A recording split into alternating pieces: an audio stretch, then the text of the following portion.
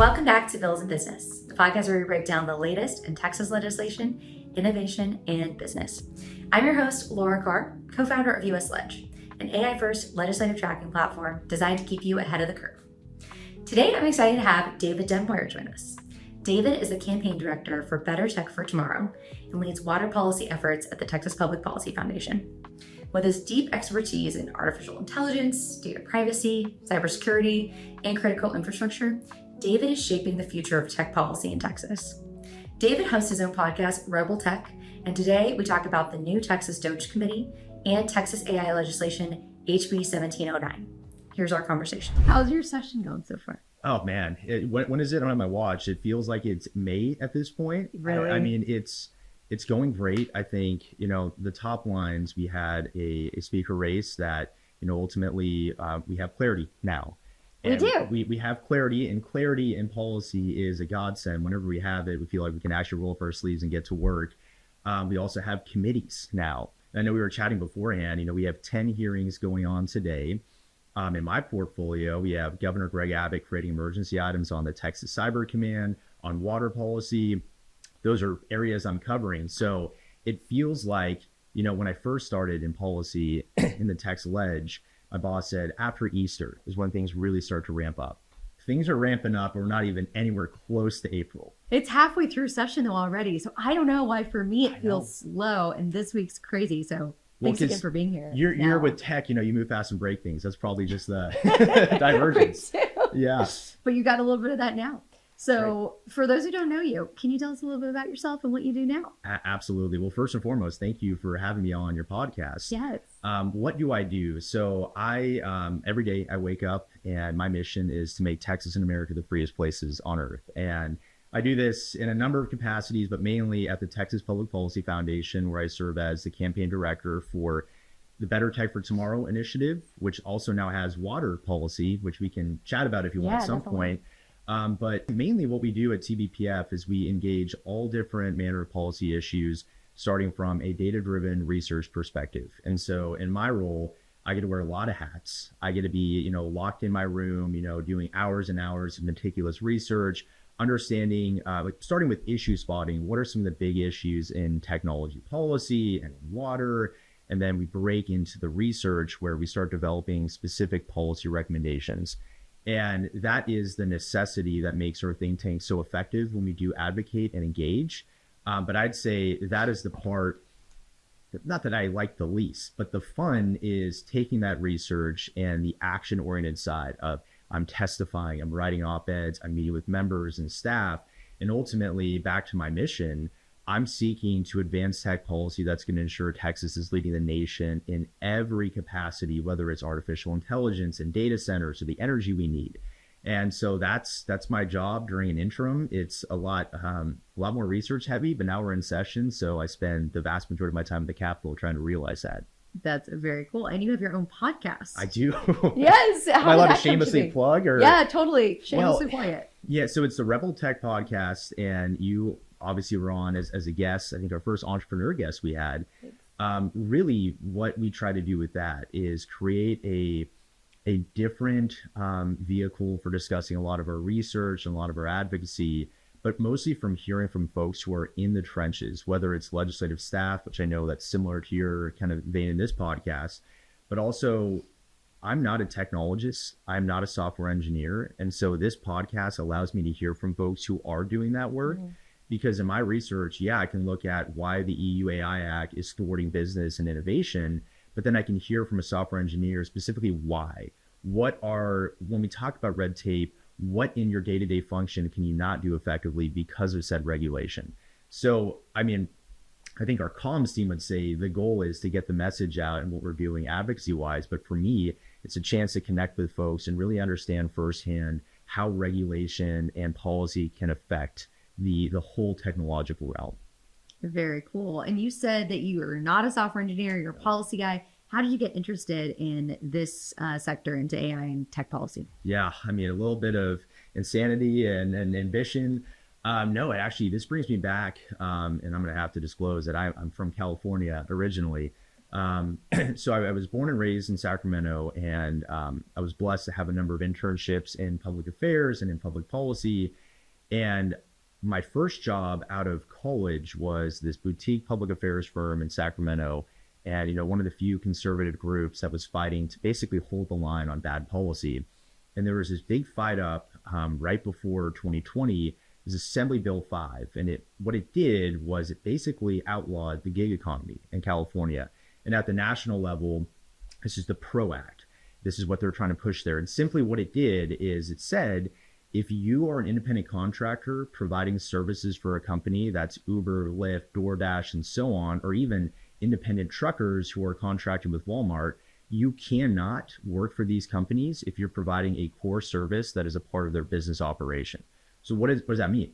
Well, it means you are completely hemorrhaging the entire entrepreneurial sector of California by saying you can't be your own independent boss. You can't own your own truck and operate your own trucking company or make money as an Uber driver while you're at UC Davis studying pre-med. And I watched this happening, seeing the hemorrhaging of the tech sector in California. And I concluded two things. One is there was an absence of folks who were focusing directly on technology policy, because you can see there was this fragmented approach to engagement and advocacy. You have the tech companies, which are a crucial voice in this space, but in the California legislature, well, no one's going to listen to them, because to Governor Gavin Newsom, well, you're literally, his quote, you are promulgating feudalism. And so he didn't want to engage with them. And then you had other folks who were kind of dabbling in the research space and technology, but nobody that firmly planted their flag on principles and values that were going to guide the research. So really it was, I want to see tech just dominate this country. And I wanted California to be the leader, but all the folks who were controlling the power and apparatus, we can see today in 2025, that whole tech sector has shifted to Texas. And so I wanted to be a part of that. And I also wanted to see, is there a way where I can chart my own path to build out the subject matter expertise? And one thing led to another. My former boss, Kevin Roberts, who recently, well, now like 3 years ago, got his demotion as the CEO of the Heritage Foundation. He entrusted me at TBPF to build out this initiative, because conservatives should own technology policy. It should be an issue that is totally integrated with our vision and ethos of making sure human flourishing takes place. So that was essentially my journey. And it's a little bit of hard work, provenance, and luck, as most things in life are. But I, again, wake up every day and I'm just thrilled to be able to do what I get to do. And what drew you to Austin? Yeah. So I did undergrad at Texas Christian University in Fort Worth. And so I learned, as any good California refugee did, that Texas is the best state in the country. And I knew I wanted to come back, and I knew Austin was going to be the city just based on the capital being located there. Right. But ultimately, I said I did public affairs in California for a couple of years, and then I enrolled at grad school at UT Austin. So it was grad school, but I think more near and dear to my heart, it's the capital city. It's full of life and music and good food and trails. And who doesn't love Austin once you get a chance to check it out? So it just so happened that it aligned perfectly with my professional goals as well. What year was that? That was in July of 2020. Okay. I know when you said the year 2025, I keep thinking, wow, I keep writing, 2019 on dates for things. It's crazy how fast time flies. I know. And was TPPF your first full-time position when you were in Austin? When I moved to Austin, yeah. Okay. So cool. I started off as an intern when I was in grad school, and I was, it was COVID, the smack dab in the middle of COVID, and grad school was virtual, and I need human engagement. And so I decided after getting the internship, like, you know what, I'm going to put all my eggs in one basket. I'm going to shift to part-time school and invest all my time in the internship in hopes that I can work my way into a full-time position. And again, by the grace of God, 2 months into that, I found myself with a full-time role after interning for the education team. Believe it or not, that was my start.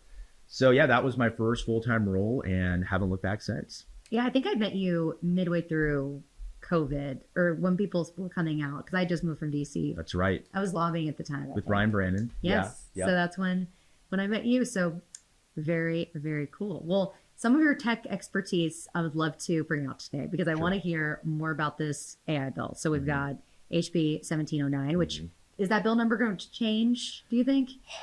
I don't know. I know Speaker Burrows loves, Capriglione's leadership on tech. We'll see. We'll see if we get a low bill number on that. Yeah. Okay, cool. Well, for those, I know a lot of people are in the weeds on this bill, and you probably read this hundreds of times. So can you share for those a high level overview of what this bill would do for Texas? Sure. Absolutely. So House Bill 1709, the Texas Responsible AI Governance Act, there's kind of three buckets and approaches if you talk to the chairman about his inspiration behind this bill. One is regulatory consistency, and we heard this in the privacy debate as well on data privacy bills. We would ideally like to have a federal solution, but no one in Texas is holding their breath that Congress is going to enact something meaningful.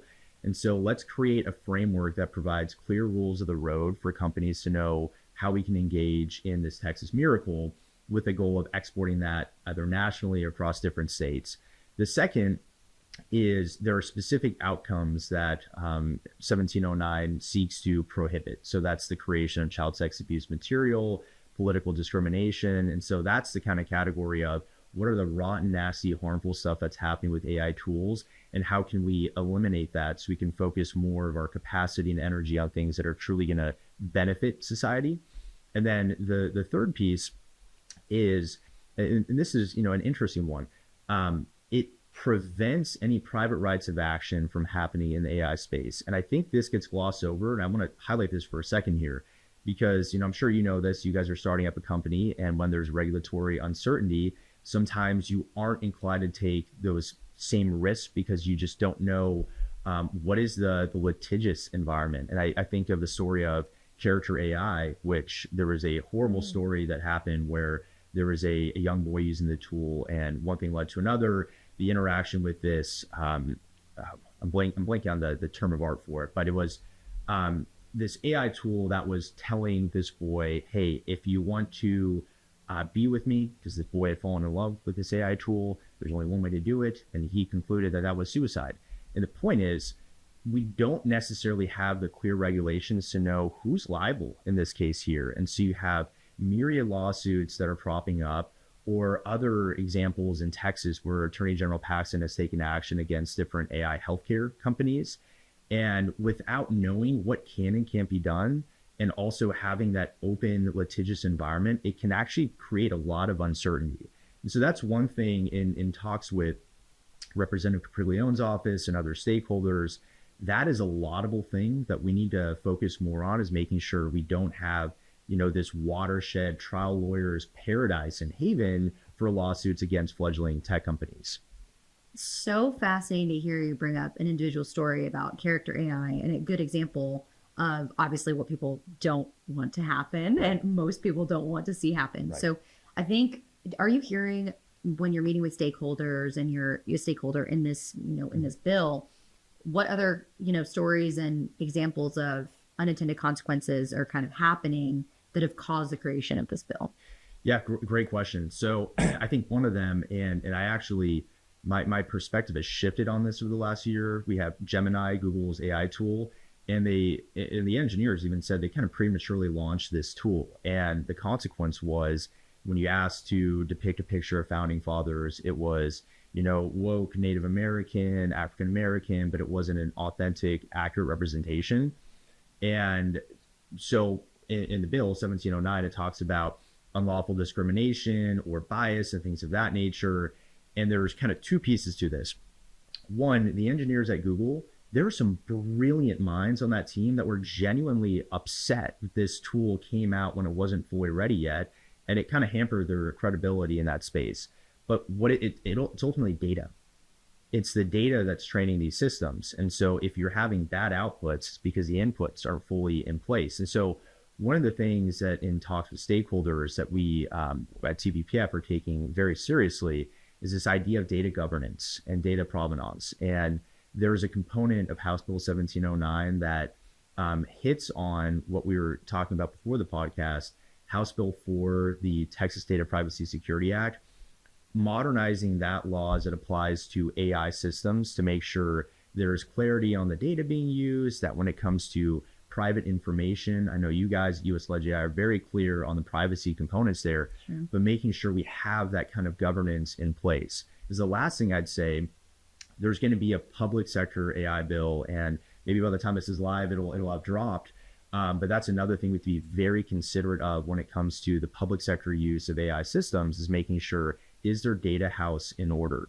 And so I bring this up because the good faith actors, of which there are many, are taking incredible steps to make sure they don't have a Gemini type situation where maybe it's a premature system that's not ready to go, or it's bad data training it, or more importantly, how do we ensure that there are safeguards and security around consumer data that might go into these systems? Absolutely. So you mentioned a lot of kind of balancing innovation with also safeguarding, which is obviously what this bill is about. Sure. Can you talk about how the bill's planning to do that? Yeah. So it's a great question. I think that's the $1 million question here. I kind of going back in time for a second. I know, listeners of your podcast that are involved legislatively, they're probably aware that GEO in particular is very intentional about having a stakeholder process. And so for the last, it's been a year and a half, there have been different business groups, there were over 250 in attendance, kind of hashing out, what does a good bill look like? What are some of the concerning regulatory, onerousness arguments that we should not do in Texas? And that whole process, again, it was about a year and a half, and GEO promised the group that he was going to file a bill before Christmas. And it was on Christmas Eve. And I remember I was at home getting all these texts and calls. Oh my goodness, it dropped. And, there was a lot of uncertainty. Like, is this the bill that's going to be introduced in committee? And I can say this, at TBPF, we've been working with a lot of groups, some that have some pretty big concerns with this bill. And they would pretend that this is a California type bill that's going to be a little heavier handed on the regulatory side. And we're working hand in glove with these groups because I think there is a way to get this bill in a form and a fashion that's going to assuage some of those concerns, some of which I understand, again, back to the point of hearing from them and how specific lines in a bill will affect a business, which is so important, while still making sure we're not going to have a permissionless environment where, again, child sex abuse material can be created. And I don't know, that doesn't really directly answer your question, but I think what I want to emphasize is that there's still a lot of work to be done in the whole AI policy landscape before these bills are heard. And, we're at the end of February now, again, like halfway through session, but given the 60-day moratorium on taking up bills until the governor's emergency items get through, this bill won't be heard until probably the end of March. And I think we're going to see a lot of one-off bills too, not just 1709, but some others that we're monitoring and flagging, but also continued input for the next month to make sure that this bill balances all those things. The final thing, which is more directly related to your question, I love this idea of the sandbox and the council. And I think it's all going to be in the details of how it gets worked out. And for folks not familiar, the bill provides a sandbox for smaller fledgling AI companies to basically have that, this is a very think tanky thing, but it's an environment that's basically bereft of regulations. And so there's certain, paperwork you have to fill out to make sure you're a good compliant actor and you can engage in this system and develop your tools free of regulation, free of being burdened. And the goal is to work in concert with the council to do a couple of things. One is notify the council, hey, here's some really cool technological applications in AI, whether it's radiologists using it to help expedite the medical process, or it's the application in the DMV to get rid of this horrendously Byzantine quotidian process so that the council can learn. But then secondarily, signal to the council, hey, there are regulations on the books right now that are hampering our ability to innovate. And so the goal, when done correctly, is that the council can really just be a hatchet for additional regulations and learn from this process so we can have the clarity that businesses are looking for, the guardrails where appropriate, but most importantly, the ability to beat every other state when it comes to developing next generation technologies. And would this just be kind of an open application for, anybody in AI or in tech to come in and be part of? Exactly. There's certain criteria you have to meet, like a company like Google isn't going to be eligible, but for, smaller scale companies that are looking, let's say they're the first 1 to 3 years, their development, that's absolutely what it's intended for. So a company like ours? I think a company like yours. Oh, cool. I'd have to go back and read the specific line, but I think, it's worth checking out, right? Shout out to Gio. Let's see. Right. Let's chat. Let's chat. So there's a lot of states doing legislation like this. Does this legislation, is it model legislation from any other state, or are we the first state doing a piece like this? Yeah, so there, I guess the short answer is no. There are a lot of states that are doing, similar big comprehensive bills. And, when you think about bills like 1709, and you have Colorado, California, which ultimately got vetoed by Governor Newsom, Virginia, there's a very similar animation, which is let's have a comprehensive framework. And then you have states, and Texas has many bills like this too, that are focused on deep fakes or revenge porn and other things in AI. So there are a handful of states, and that number is growing. Again, the goal for Texas, as it always should be, is to have conservative legislation that other states then in turn adopt.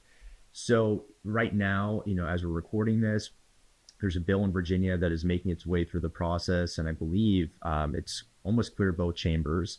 Colorado, they signed their big comprehensive AI bill into law, though I'd note that Governor Polis, this is very atypical in public policy.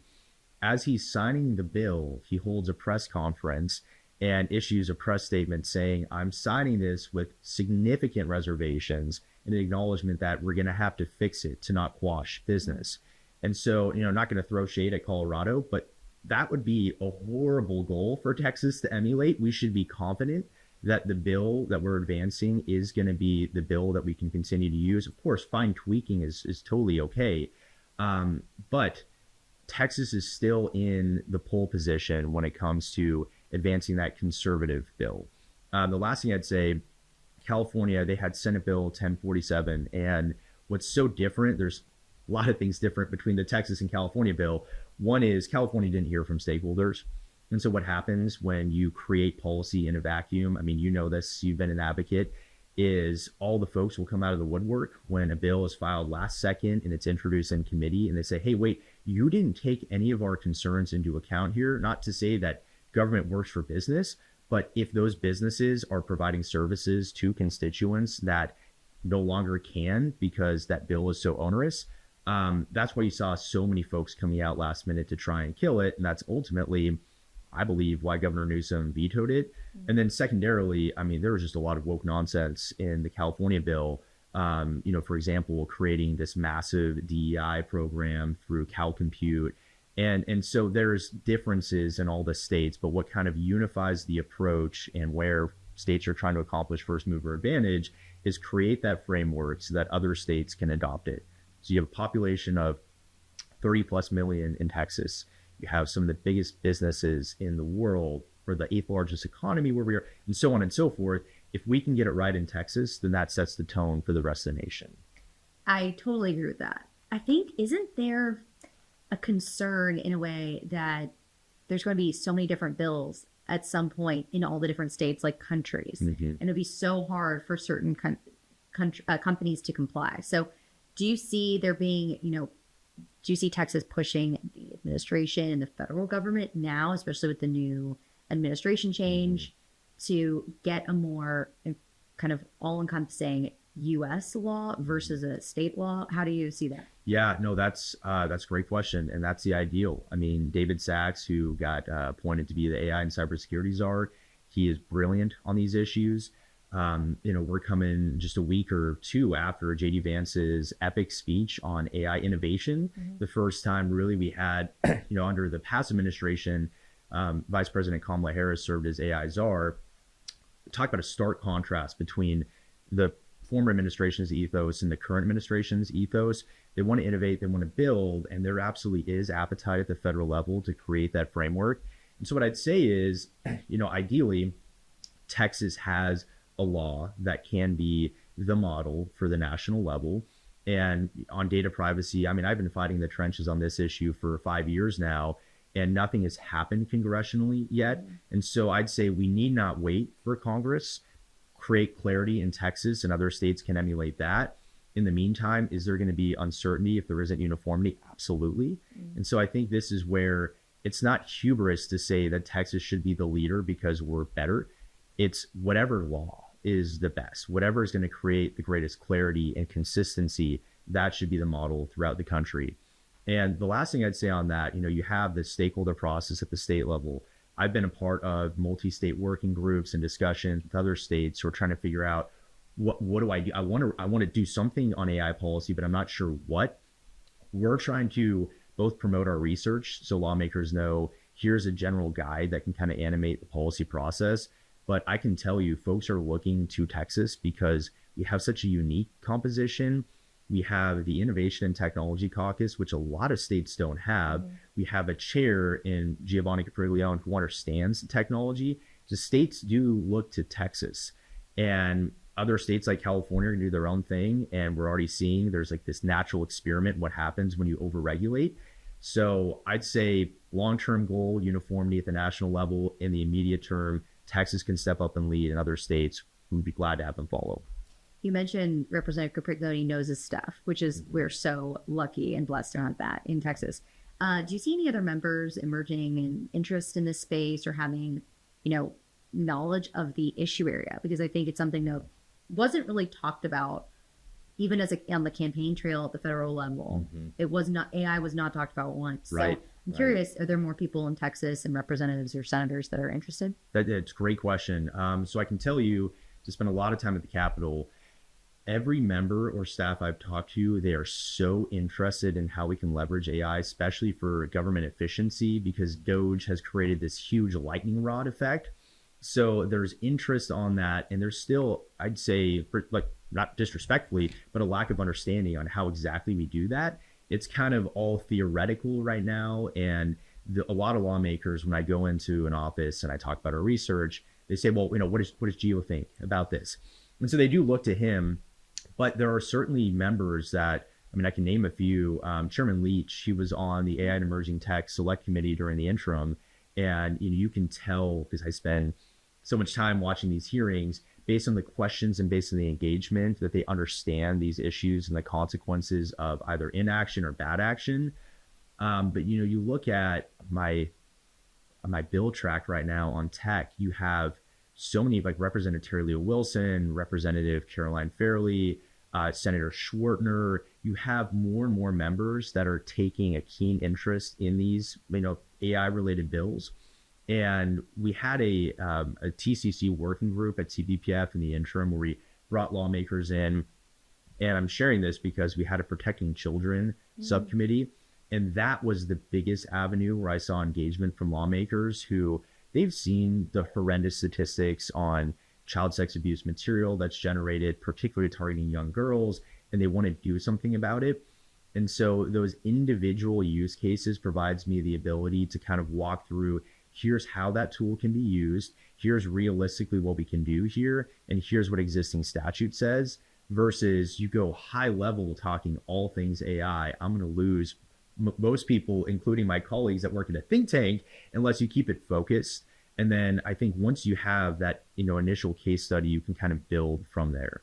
So there's interest, there's fascination, and I think the education and awareness is growing, and it's due to a lot of folks who are just good, effective advocates in this space. I love that. Well, that's very good to hear, and good to hear that they're more interested in the protection of children online sector, which was my, bill That's right. and all that. That's right. Yep. I know that the bill is going to change a lot, and even by the time that we air this, it's going to probably have evolved. Sure. So right now, what are the biggest issues that stakeholders are bringing up that were obviously unintended consequences of the bill, but what were those? Yeah. So specifically, there's this one definition that has created a lot of ire, and understandably so. First, the word was algorithmic discrimination. And that has since changed to unlawful discrimination. But basically what it says, this bill focuses on consequential AI models that would have a substantive effect on my ability to receive a service that, like healthcare, education, finance, etc.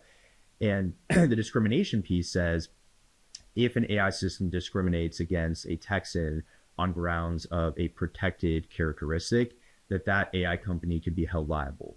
And the concern there is, well, what is the standard for liability? Is it intent to harm, or is it just if accidentally through the black box and nebula system of an AI tool, it unintentionally discriminates? Is that something you can hold a company liable for? And so that's created a lot of, I think, heartburn from the business community on what does that look like in practice? And I can say, having spoken with the office and other members on it, I know that's something they're working on kind of mollifying, because we don't want to have a tool that people can use to shut down business development on grounds of discrimination. So that's a big piece. Another is this AI council. And the way I talked about it earlier, the goal really is slash regulation, learn from innovators. And there are some folks who see that as it's creating a huge role of government in AI. And again, I know the office is working on amending and fine tuning this, but the concern right now is, what if this council has regulatory authority to do the bidding of their buddies, or there's some kind of conflict of interest that can emerge, or if the people appointed to the council don't have the best interests of the holistic AI development in mind, could that create some kind of regulatory capture? And that's at any time there is a new government authority in an issue, that's something I'm always mindful of. I mean, you can look at, I think the purest example is the Nuclear Regulatory Commission, which initially the goal was, hey, let's study advanced nuclear technology and make sure we're being responsible. Well, now these folks developing small modular reactors, they can't build because the process is so onerous. And so I think there are additional checks that we can work on, or rather eliminate in that process, to make sure it really is oversight and not regulation, because that's where, in most of my discussions with different stakeholders, that's a big concern for them. Absolutely. And for Texans as a whole, shifting gears just a little bit, I know cybersecurity and data privacy are really big concerns for Texans, for businesses. What do you see the biggest concerns being? Yeah, that's a great question. So I'll take a moment to talk about the Texas Cyber Command. Yes. And I was at the State of the State, and I'd heard from Governor Abbott's office, hey, there's going to be some big cyber bills this session.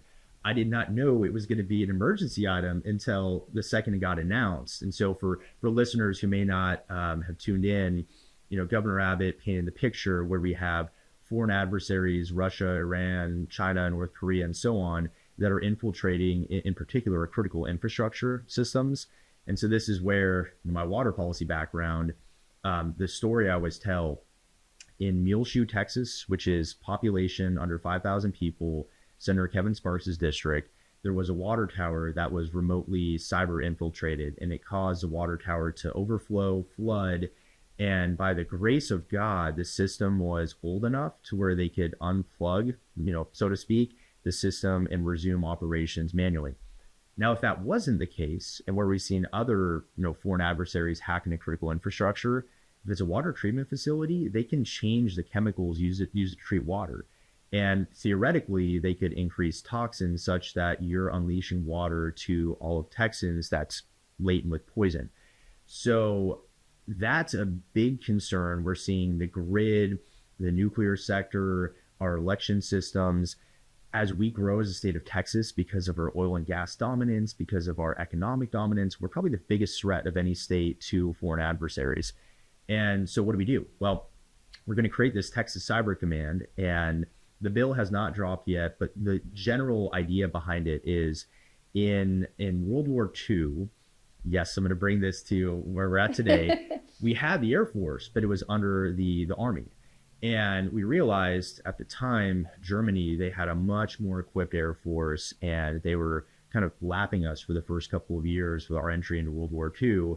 And it was afterward where ultimately folks concluded the strategy between the Air Force and the Army can be different, and so they should be standalone. Well, that's kind of the idea behind the Texas Cyber Command, because Texas has the private sector, we have the Air Force, we have the NSA, and we have UTSA, which is a flagship institution that kind of brings this whole consortium together to focus on both defensive measures for cybersecurity, but then proactive as well. And so the goal is to house this new Texas Cyber Command as a standalone entity within UTSA, while leveraging the partnerships of all the different areas in San Antonio. And the more research I've done, the more I realize San Antonio, I mean, it's neck and neck with the DC area when it comes to our overall military presence and might. Plus, on top of that, we have some of the biggest private sector companies that are laser focused on tools, whether that's, antivirus and malware and things of that nature. So that's going to be a huge defining issue for the first 60 days of session as an emergency item.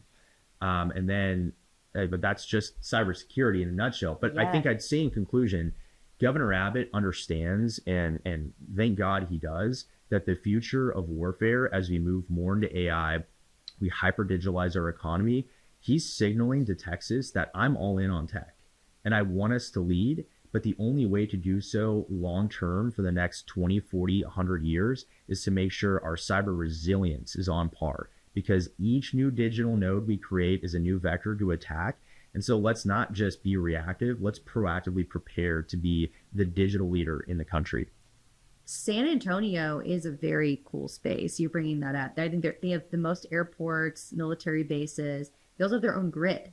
That's right. Yeah. Which I learned last session, which I thought was very fascinating. Yeah. So I know that a lot of these do overlap into tech, because there's a lot of kind of infrastructure that needs to be developed as well. So how do you, I know you work on water policy. Sure. That's your background as well. How does the water policy and the AI sector merge, and how is it connected? Yeah, it's funny. Like, that this is such actually a topical question, but I think if you asked me a year ago, I'm like, what? Water and tech? Well, okay. The case study right now is Stargate. We've got $500 billion at the federal level, or I should say private sector companies that are investing in state-of-the-art AI data centers. In Texas, already in Abilene, it's one of the first sites for this new project. Billions, if not tens, maybe hundreds, will pour into Texas because folks know if you want to build an AI data center, Texas is the best state for it, bar none. What we need to accomplish that is energy and water. And if for listeners of yours that tuned into interim hearings, Senate BNC ERCOT came and testified and said, we're going to need to double the amount of energy as a state output-wise to keep up with all this growth that we're seeing, especially in the crypto and the data center community. And so we need energy, which means eventually we're going to need nuclear in the state of Texas, and TVPF is all in on that. But you also need water, because water is used not just in the new homes that are going to be built with all this growth that's happening, but in these industrial sites, whether it's the cooling of data centers or the amount of water that's needed for energy, because at the end of the day, it's steam and turbines, and you need water to produce steam. And so there's really this triangulation between water, energy, and tech right now. And again, thank God we have lawmakers who understand this, because ultimately California loses in tech, yes, because of bad regulation, but more so because of bad planning long term. Is the Texas miracle, the more and more I study all the different facets that go into it, it's not a miracle. It's good policy by design, and it's this holistic coming together of, again, energy, water, and tech that's going to ensure we lead in the future. And I don't think there's been a single discussion I've had about AI data centers where somebody doesn't bring up small modular reactors or nuclear. All these things are going to have to be a part of that portfolio to make sure companies like yours, when you eventually have such a massive scale energy consumption wise, that we have the ability to meet the data center needs while also the growing population of Texas. Absolutely. And there's so much change happening right now, which is very exciting. I got Cyber Command, and now we have the Texas DOGE Committee. That's right. So this is very new. So can you share your thoughts on that? Sure. Yeah. So the Texas Delivery of Government Efficiency Committee, I freaked when I saw this. I'm not going to lie.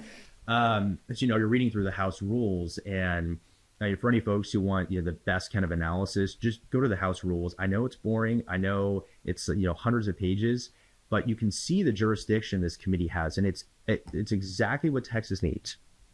It's where all the AI and emerging tech bills are going to be heard, and it's where cybersecurity is going to be housed. But then more specific to this national discussion, they have the ability to inquire into different state agencies and government actors any potential inefficiencies that are occurring. And so the goal is, yes, focusing on tech legislation that's going to make sure we're innovating, but open the hood of different state actors and see where are we doubling or tripling the amount of work when only a singular person needs to do it, or perhaps automation may be necessary. Or the example that the chair of this committee, again, Giovanni Capriglione, it's like a broken record here. I promise I know other lawmakers. The DMV. This is the committee to allow us to find a more efficient way of going through the whole DMV process. You're saying there's a more efficient way? Believe it or not, I haven't been gaslit into believing that standing in line for 4.5 hours to take a picture is the most efficient way to do business. Which agencies do you see there being the biggest spotlight into right now with this committee, where there's potential room for automation or innovation to make it better? What's the movie where it's the sloth working at the DMV and they're moving at a glacial pace? And it's the DMV. I mean, it has to be the DMV because, here we are in 2025 and we have, whether it's blockchain technologies or it's the ability to sift through forms and inventorying at lightning fast speed, and we're still waiting in line for hours and hours. And I just went through this process, the DMV, since I moved from California to Texas. I had to go through renewal. And it not even hours, it took me months just to get an appointment in the first place. And that to me is one of the most palpable examples of government inefficiency. And the reason why DOGE as a whole, this committee or the national level is so important is it's renewing discussions that, hey, maybe we should question the status quo, that complaining about the DMV for decades on end, we can actually do something about it. And thank God we have an apparatus in the DOGE committee to do that. I would also say, I think we're going to be shocked with, yes, we know that there's an anticipation of fraud, waste, and abuse, but I think we're going to be shocked at the scale because we're in Texas. It's a conservative state. We have great conservative leaders, but there have been decades and decades and decades of legacy programs that predate the Republican majority that are still in place today, whether it's individual agencies or the procurement process.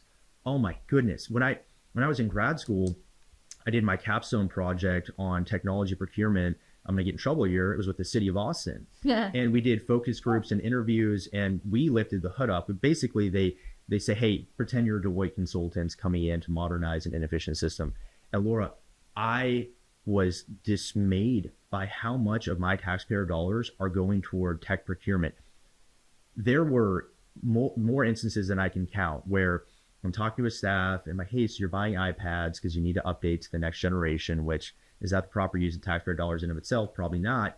But they would sometimes double, triple, or quintuple order the technology because the box would get dropped off somewhere. Somebody who's taking inventory of it would forget to notify the authority that, hey, these iPads are here. So a month goes by, oh, our iPads aren't here yet. Let's order some new ones. And so they order 3 times what is only necessary once. I mean, I can tell you right now, just a basic LLM, a basic AI system, or some kind of existing tool that you could apply to your workflow, you could eliminate that. And that's saving millions of dollars. Just that one example right there. And so tech procurement, which happens at the state level, and to be clear, the Department of Information Resources has done a phenomenal job of streamlining, but then being able to leverage AI tools so we can buy tech that's more cyber secure, more privacy friendly, and doing so at a much more efficient scale, that's going to save billions for the state. So the DMV is the sexy example of let's get rid of this anachronistic way, but there are so many other instances where I think we're just going to be shocked by how much we let happen because the status quo wasn't questioned. And I know the Sunset Commission does a lot of this auditing of agencies and making sure the legislature kind of sees into that. How do you see this committee differing from Sunset? Yeah, no, that's a great question. Because the House hasn't had its own standalone sunset, I think competition is always good. And so the Senate is still going to be laser focused on their avenue for doing so. And I'd also note that Lieutenant Governor Patrick has, is it Senate Bill 21? I shouldn't have said the number. It's one of the top 25 bills is the DOGE Committee. And so that's going to be the Senate's own look into that in concert with the Sunset Commission. And the House will, I think, complement that outlet very well because what is found in DOGE can also be further explored by Sunset and vice versa. I also think sunlight's the best disinfectant. And so the more avenues we have to kind of just shine that light there, you can attack it from both angles there. So that is a great question. I don't know, what kind of partnerships could emerge here, but I think not if, but when we pass school choice, the opportunity for both chambers to work together on something like this is so much more heightened. Do you see there being any relation between Texas DOGE Committee and the federal DOGE Committee? Oh, I hope so. I hope so. I was telling you beforehand, one of my favorite podcasts right now, aside from yours, of course, and again, shout out to Rebel Tech, is All In Podcast. And the last episode they were talking about, so David Sachs came on and they asked him a question. Hey, what's something about DOGE we should know? So I think this is like quintessentially what I'm hoping happens at DOGE Committee in Texas. David's like, yeah. So we found out that the people who are working at DOGE, they're so driven and so ambitious and they're so focused on their mission that they'll show up at 7 and stay until like midnight. And they're just coding, they're building their models out, and they're looking for any of these, patterns that can emerge or can show inefficiency.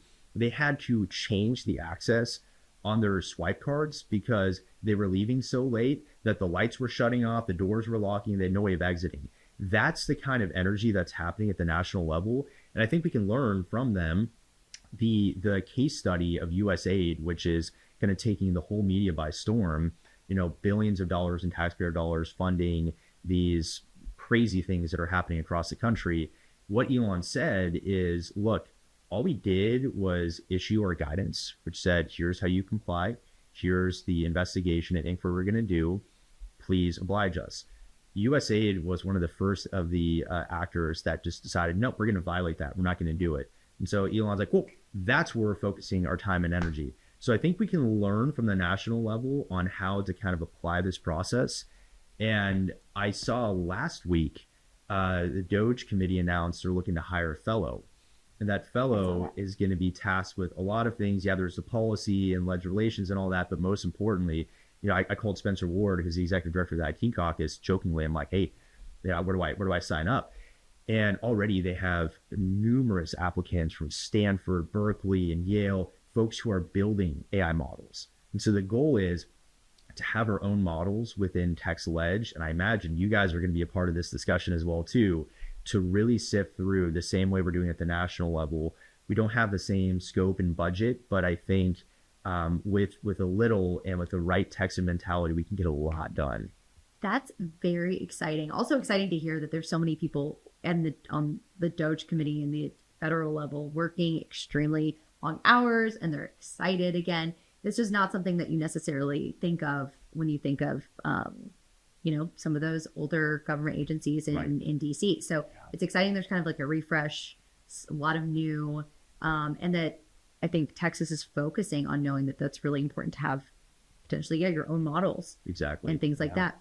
How do you see this impacting businesses in Texas, this type of committee, startups? Mm-hmm. Yeah.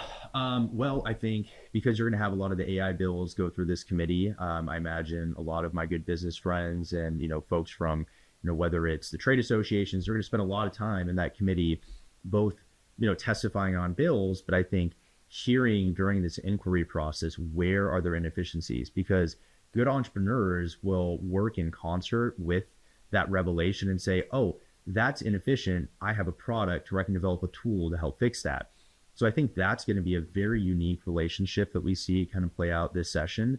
But then more broadly, I think this is an ongoing discussion, right? Like we're heading into March. We're not going to get everything done this session. And so hopefully interim committees and interim reports will be another avenue to partner with businesses. So like I'm thinking the AI Council and the AI Emerging Tech Select Committee in the interim, Deloitte came in and they had a phenomenal testimony talking about, here's the analysis we did on where there's duplicate government employees, where you actually probably need 0 there and you can use AI and plug them in elsewhere, because it comes back to the role of government should be as minimal as humanly possible and as efficient as can be.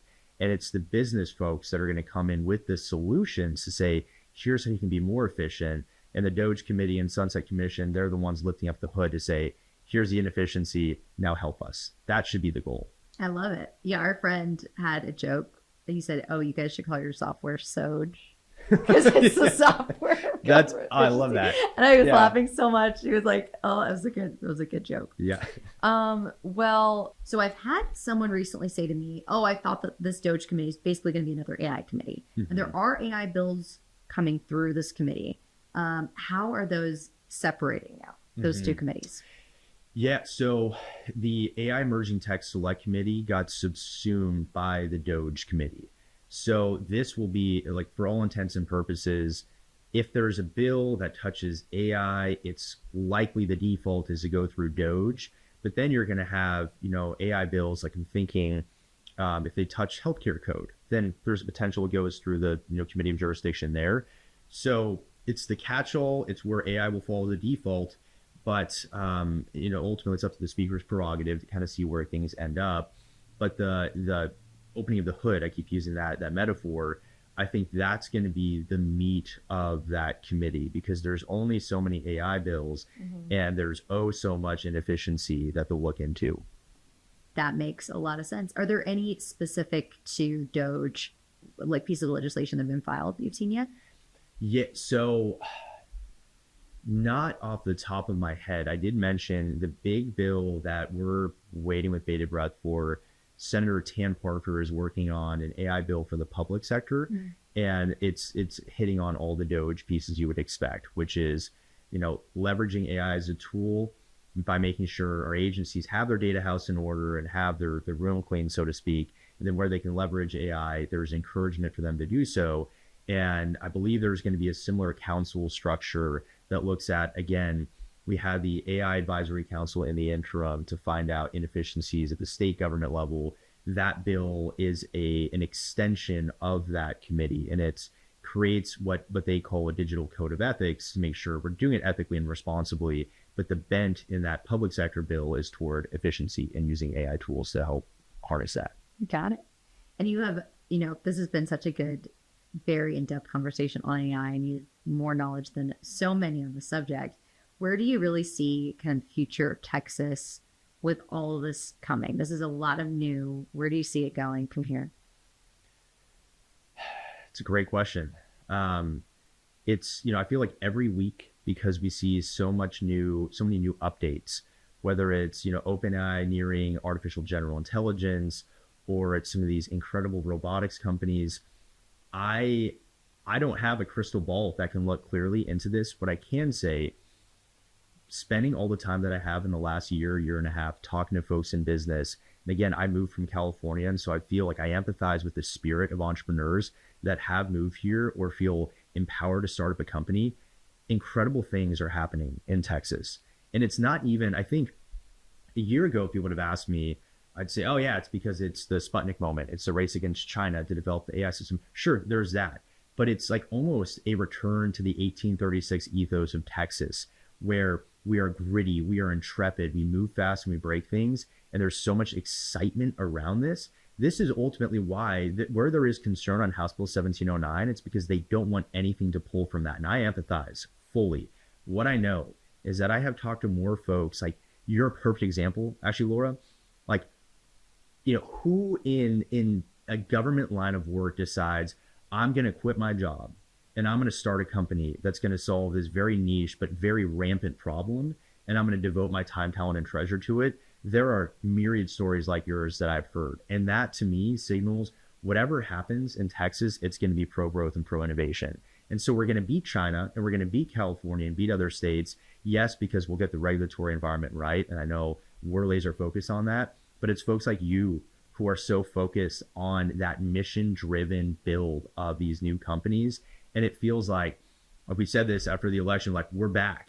But Texas is in that driver's seat when it comes to innovation. So 10 years from now, I don't know if we're colonizing Mars and growing potatoes there or what it looks like, but I can say that Silicon Valley will be a chapter in this book, but the next is Texas. And we're going to fight with cities like Miami on cryptocurrency and other things. But Texas as a state is going to be in the driver's seat when it comes to being the #1 innovation hub in the country. Well, thank you for the kind words and for, recognizing the mission-driven piece to this, because absolutely, that's what we try and share all the time is this was a problem. Yes. You don't need to do it this way. Right. You don't need to spend hours of your day and taxpayer dollars when I was working for the government, getting paid by the government to do something that now can take 2 seconds. Right. So I totally agree. That's very, very good, and very good to hear others doing anything that is going to make things just, your life easier, more efficient. Yeah. Like, I don't know, like the mission driven piece is so key.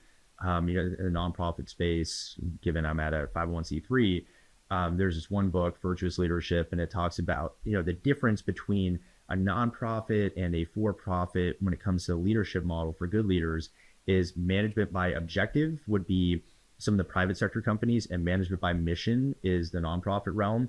But with companies like yours, or I'm thinking, good friend, Peter Rex, who has Rex companies, he has 10 different AI startups. For him, it's faith, family, and the values of Texas that really inspired him to build, because you're thinking about how can I incorporate these values of, whatever it is, integrity, transparency, and so on, to build for something that's going to redound for years and years to come. I did not feel that in Sacramento when I was there. And maybe it's because I've drank the Kool-Aid in Texas, but it feels like that's inspiring a lot of this great growth that we're seeing here too.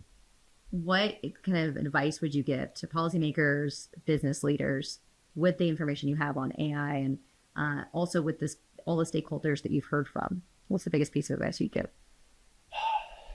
Just humble yourself before the process. There are a lot of folks now that are engaging in AI advocacy and policy, and it's a reminder for me daily that I may know this niche area of XYZ policy, but there's a person I'm talking to that's going to have some other unique perspective, and it makes you stronger when you humble yourself with a desire to listen. There's a quote, I always assume that the person I'm talking to is my superior in some way, and that way I learn. And I think it can't be true any other area than technology policy, because it moves so fast. And so what I thought I knew yesterday, I have to be willing to reconcile with what I'm hearing today, and actively listening and wanting to hear that person out. Because if we made policy in a vacuum, you're California. And so be willing to engage, roll up your sleeves, be proven wrong, and defend whatever it is that you're working on. But ultimately know that there need not be any pride in this, because we're all kind of figuring out as we go. I love that. And I've learned so much today from you as well, and all the work you're doing. So thank you for that. And is there anything else you want to share with our audience before we wrap?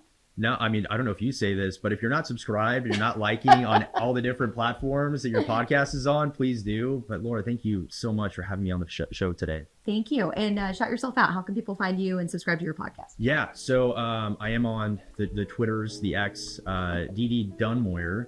I don't really use other social media, but the Rebel Tech podcast, we're on YouTube, we're on Spotify, and you'll have to check out, if you haven't heard episode of Laura Carr, I think that's the best starting point. Thank you so much for coming on and for all your work. Enjoy session, and thanks again for coming out today in this busy time. Great. Thanks, Laura. Thank you.